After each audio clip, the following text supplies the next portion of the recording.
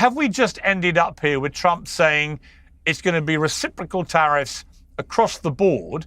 And as a principle, actually, what is wrong with that? Well, I think that Trump models his political style on the wrestling ring. Anyone who's been to a wrestling match in America knows there's a lot of manufactured aggro, dramatic moves, name calling, but often the audience knows that's partly manufactured because there'll then be some kind of, quasi-victory or a climb down.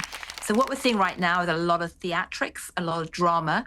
There is still a chance that he will go forth now and strike deals with other countries to water down the tariffs.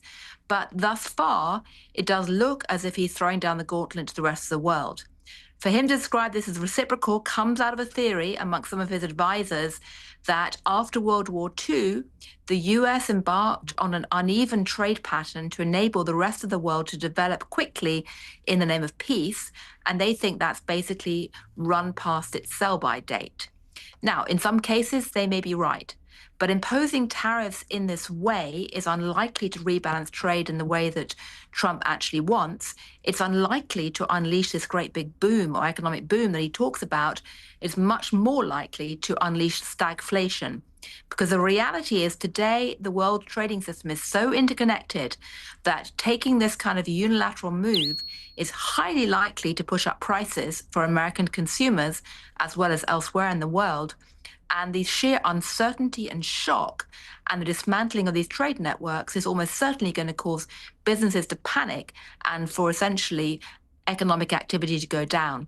So I suspect it's going to be quite painful for Americans like the rest of the world, at least in the short to medium term.